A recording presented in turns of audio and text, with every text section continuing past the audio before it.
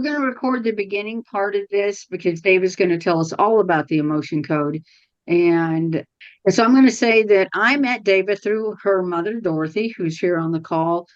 Dorothy, let me think. She volunteered to help with with us, with our safe space and nonprofit, and then one thing led to another. And then I met Dava because I was having some problems with my back and my hip, and then she eliminated my chronic back problem that has bothered me for the bulk of my life, but in particular the last 20 years.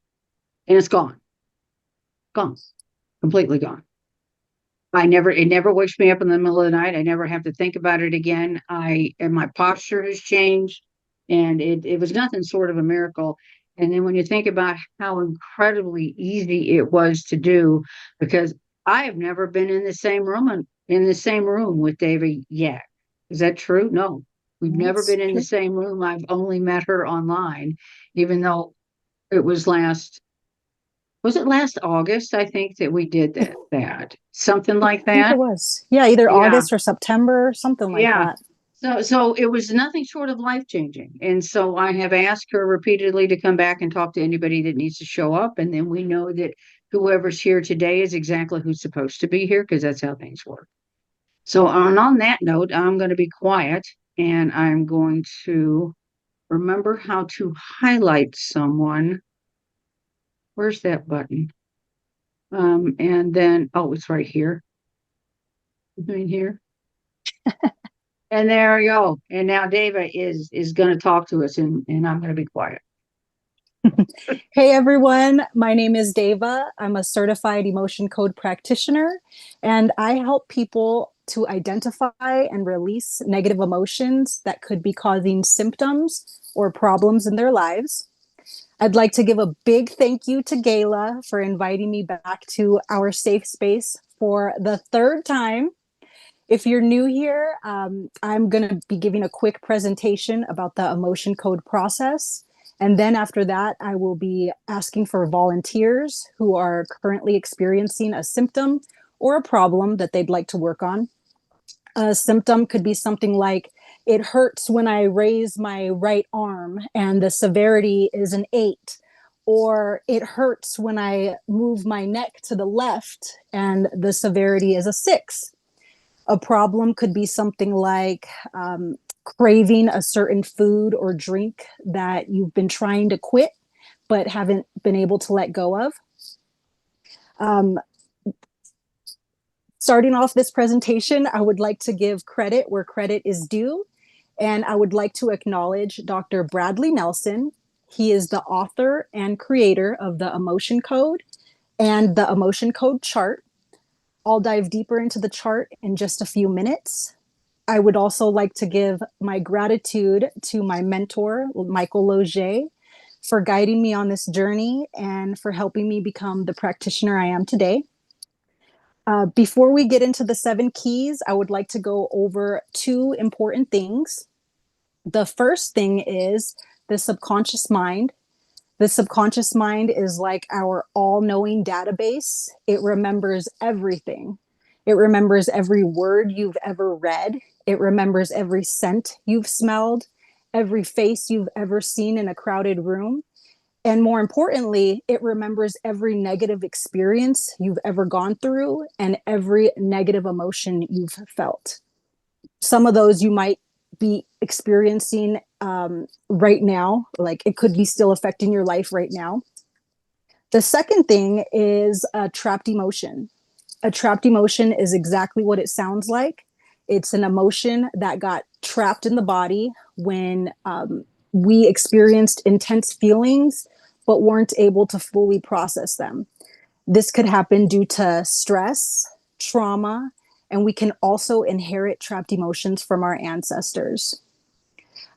We can also absorb emotions from other people, especially if we're around somebody who's experiencing an intense feeling and it's too overwhelming for our bodies to process. We can also absorb emotions from other people if we are resonating with that emotion because it's trapped within us. Over time, trapped emotions can manifest as physical pain, emotional distress, and even self-sabotaging behaviors. Understanding all of this is key to the healing process. So now let's get into the 7 keys. So the first key is permission. Oop, I don't know if you can see that.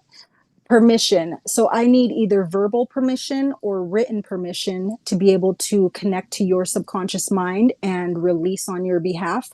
I will never work on somebody just because I feel like they need my help. The second key is proxy. I am connecting to people at a distance and using my body to release on your behalf. I'm all the way in Tucson, Arizona, and like Gayla said, we've never been in the same room before. I've just connected to her by proxy. So you will notice that once I connect to someone or to you, I will then start asking questions as if I were you. The third key is severity. A severity could be from 0 to 10, 10 being the worst and 0 being not so bad. My goal is to use this as a starting point, and my goal is to bring the severity as close to a 0 as I can within 2 sessions. That's why it's also very important to have at least 2 sessions with me. So, because in the first session, I will be releasing stuff. And then in the second session, I go back in to check my work. And then more emotions come up to be released that weren't ready to be released in the first session. The fourth key is the emotion code chart. The emotion code chart looks like this, developed by Dr. Bradley Nelson. It has 6 rows. It has 6 rows, 2 columns with boxes of 5 emotions and a total of 60 emotions on the chart. The 5th key is muscle testing. I use the ring and ring method, and muscle testing is a technique used to communicate with the subconscious mind.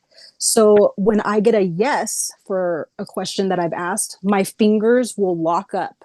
When I get a no, my fingers will weaken and my ring will break.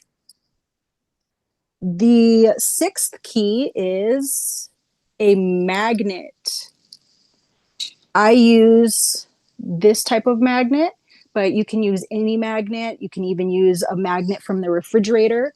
A magnet is pure energy, and with the power of my intention and the magnet, I swipe back and forth in front of my face like this with the intention to release the negative emotion that I've found through muscle testing by asking your subconscious mind.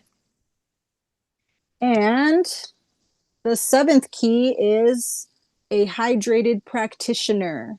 It is essential for me to be hydrated when I am muscle testing and releasing these negative emotions.